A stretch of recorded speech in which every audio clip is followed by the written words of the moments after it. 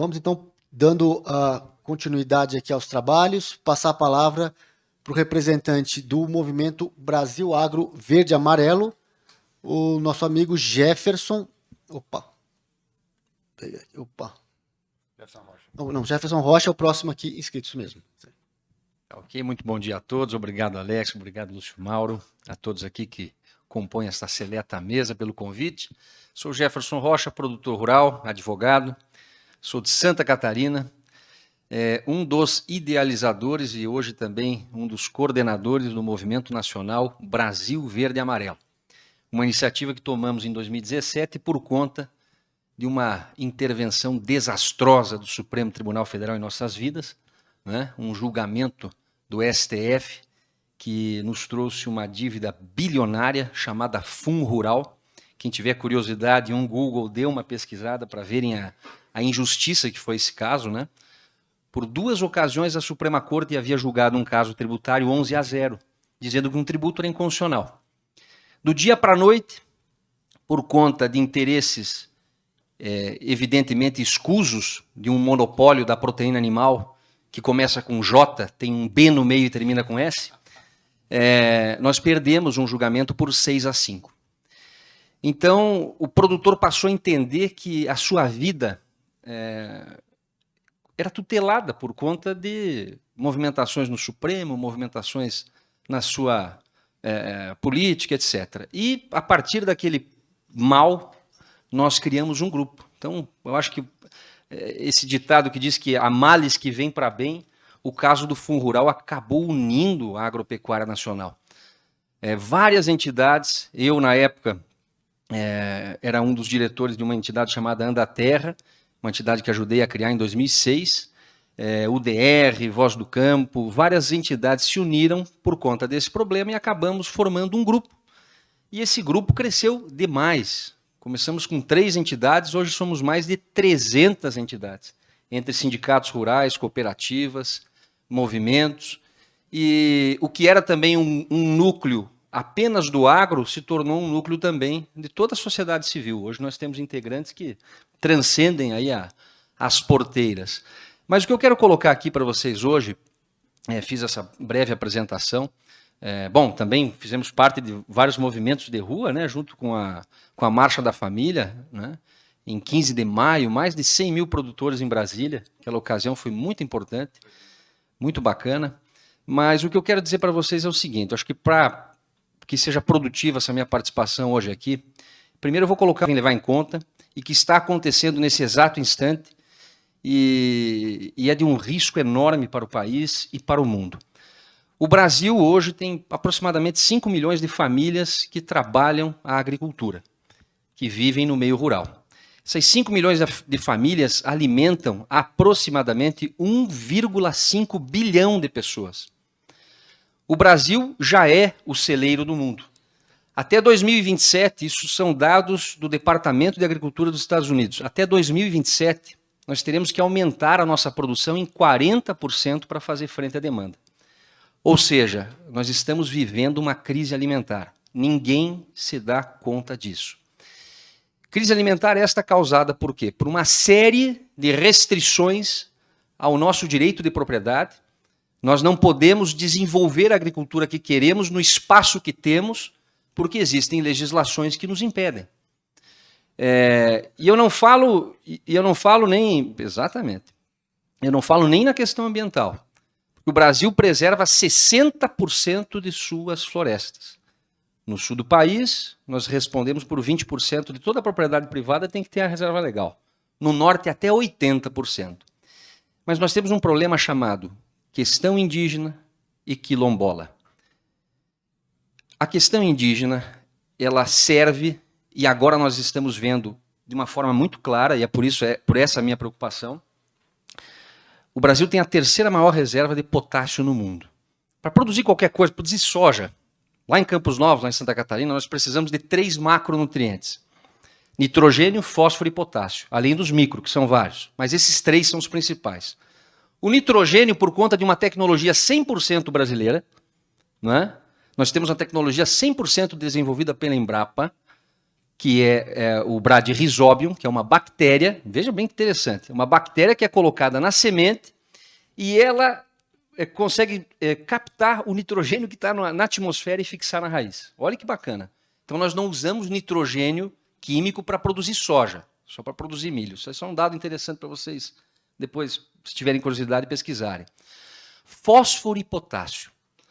Fósforo basicamente vem do Marrocos, que é o lugar no mundo onde se extrai de forma mais fácil esse macronutriente. E o potássio vem da Rússia, da Bielorrússia, que respondem por praticamente 50% do nosso fornecimento, e do Canadá, que vem com um preço muito mais caro, muito mais alto. E é esse o drama. Nós dependemos desses macronutrientes para produzir alimento. Como é que nós vamos chegar em 2027, que é amanhã, aumentar em 40% a produtividade? E eu estou falando em produtividade por quê? Porque não tem mais lugar para a gente avançar. 13% do território nacional já é destinado a reservas indígenas. 11% a assentamentos da reforma agrária, que se titulassem os assentados é uma coisa, mas não, é a terra-brás. O Estado brasileiro é dono de tudo. E a gente não tem mais para onde avançar. E quem que vai produzir alimento para o mundo? Quem que vai alimentar uma população, por exemplo, da Índia, que está aprendendo a comer carne? A gente tem que agradecer, olha que paradoxo. O mundo só não faliu, em termos de crise alimentar, graças aos veganos. É verdade. É verdade. 40% da população da Índia não come carne. Né? A partir do momento que avançarem para uma proteína animal, que é uma proteína de mais qualidade, que demanda também mais produção, nós podemos colapsar. Isso é muito sério.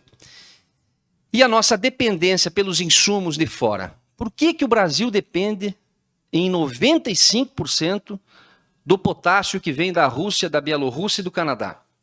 Sendo que aqui no país nós temos a terceira maior reserva de potássio do mundo. A terceira maior. Por quê? As reservas de potássio estão, basicamente, o melhor do potássio do Brasil em reservas indígenas. Quando o deputado falou aqui da estratégia da esquerda e tal, às vezes eu fico pensando que isso não é de Deus, cara. Isso não pode ser nem do ser humano, isso é uma coisa demoníaca. Né? Por isso que quando a gente fala com a Marcha da Família, com Deus pela Liberdade, a guerra que nós vivemos é uma guerra também espiritual. Né? Essa questão da pandemia, dessa vacinação compulsória. Né? E aí nos impedem por 25, 30, 40 anos de explorar algo que nós temos em abundância no país. E nós só se damos conta, no momento de crise, de grave crise agora, pô, mas peraí, eu tenho que plantar minha soja aqui, ó. De onde é que vai vir o potássio? A semente eu tenho, o fósforo eu tenho e o potássio, cadê? E para quem é produtor sabe, sobretudo quando a gente usa uma técnica de não colocar o potássio na linha, que a gente espalha o potássio, o cloreto, aonde, muitas vezes, mesmo por GPS, fica um cantinho, na bordadura de uma passagem do potássio e outra, você vê a planta, ela não cresce. Então, quanto soja dá aqui com potássio, o outro que não pegou potássio dá metade. Como é que nós vamos alimentar o mundo sem esses macro-insumos? Então, o presidente Bolsonaro teve uma feliz iniciativa, sexta-feira passada, de lançar um plano nacional de autossuficiência em fertilizantes, ou o Plano Nacional dos Fertilizantes, salvo engano é esse o nome. Só que nós estamos começando muito tarde. Né? Mesmo se nós usássemos toda a tecnologia disponível e conseguíssemos derrubar todas as legislações absurdas que nos impedem de sermos independentes e autossuficientes nesse insumo, nós levaríamos algum tempo. Então, essa é a preocupação. Só que, como todo problema, o brasileiro é muito criativo. O produtor rural brasileiro, bom, o camarada que se cria com a legislação tributária, com uma legislação trabalhista, com uma legislação ambiental, do jeito que tem o Brasil, o camarada tem que ser um gênio. Então, o nosso produtor rural brasileiro, por isso que é o mais competitivo do mundo. A gente consegue produzir muito com menor custo do mundo. Ninguém bate o produtor rural brasileiro, em termos de tecnologias próprias. E hoje, o que nós temos num curto prazo de tempo é pensar em alternativas. Nós precisamos de alternativas para o potássio. E já começam vários movimentos. Eu estou num grupo chamado GAAS, que trata da agricultura sustentável, em substituição ao potássio que nós teríamos, né?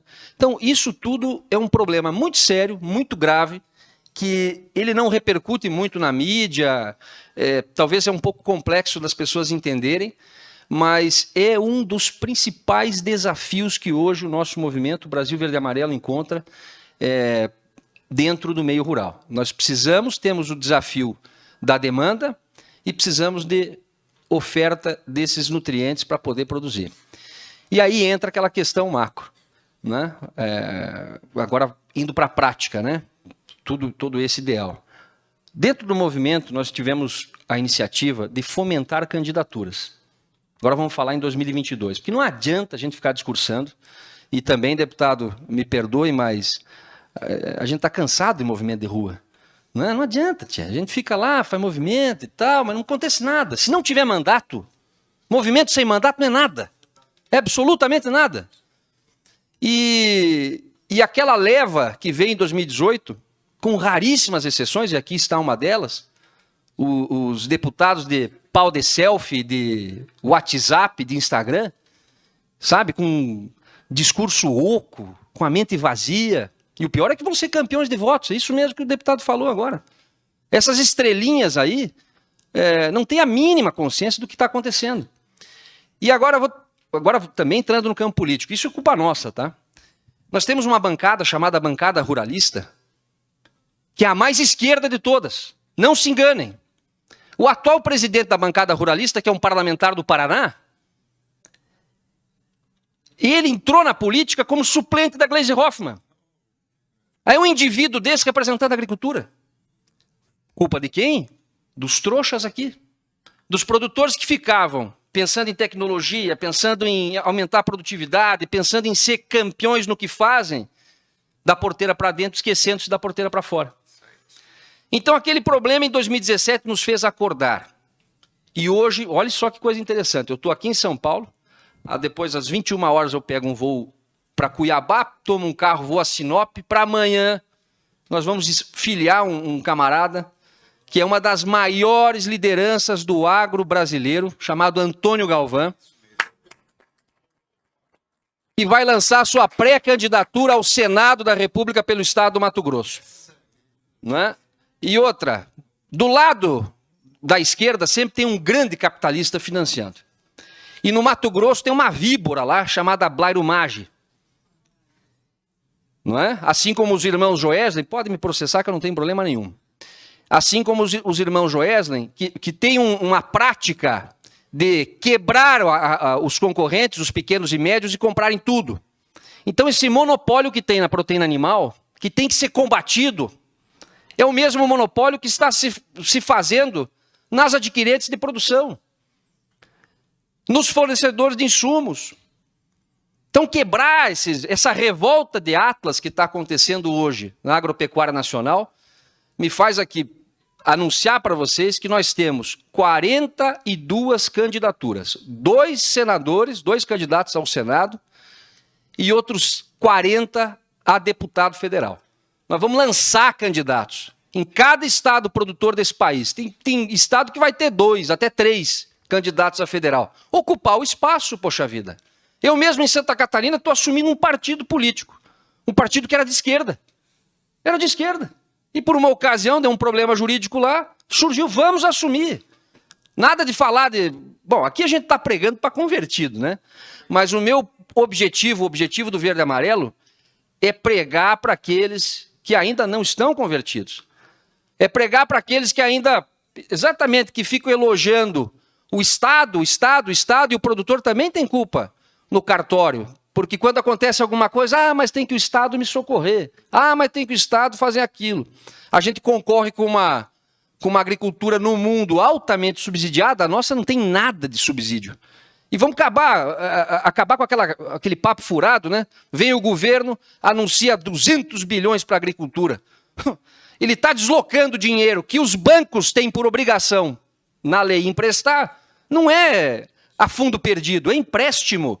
Você pega e devolve com juro e correção, né? Com todos os riscos de uma atividade que não tem segurança. Lá no sul do país, por exemplo, nós estamos vivenciando uma das maiores secas dos últimos 100 anos. Né? Tem produtor lá que não colheu nada.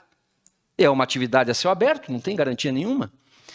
Então, enfim, eu fiz um relato breve do que é o Movimento Brasil Verde e Amarelo, dos desafios da agropecuária nacional e, na prática, o que nós estamos fazendo. Nós estamos oferecendo nomes com qualidade, pessoas preparadas, pessoas de direita, conservadores, que defendem a liberdade, que defendem a livre iniciativa, que defendem o direito de propriedade e que são anticomunistas por natureza, porque todo produtor rural, proprietário rural, é um anticomunista por natureza.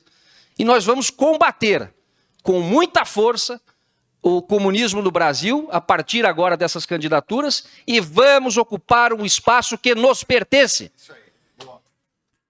O parlamento brasileiro tem que ter representantes da maioria do povo, e hoje não tem.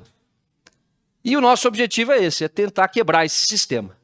E com os exemplos de parlamentares que foram lá, chegaram e estão fazendo um bom trabalho, nós nos inspiramos também e vamos assumir essa responsabilidade. Então, na prática, é isso. A gente tem que partir da teoria para a ação. E vamos, se Deus quiser, em 2022, assegurar a manutenção de uma mudança que começou em 2018, consolidá-la e mudar essas regras. Hoje, o projeto de iniciativa do deputado é brilhante. A Constituição de 88 é uma Constituição de esquerda, né? Nós precisamos deletar do sistema do ordenamento jurídico essa Constituição. Aliás, o que presta nessa Constituição vem da Constituição do Império. O que presta é só... Não, você pega o texto dela, o que vale é um recorte e cola, mal feito ainda, né? Do que existia na Constituição do Império. Então, restabelecer as normas jurídicas, o ordenamento jurídico, de acordo com a maioria, né? E não o que fizeram em 88 e o que fazem à torta e à direito e a todo dia esse parlamento brasileiro. E a gente tem certeza que vai chegar lá, né? Não é fácil, mas não leva tempo, mas vai chegar lá, com fé, com força, com garra, com esperança e com iniciativa. Muito obrigado a todos, vamos em frente, até uma próxima. Vamos lá.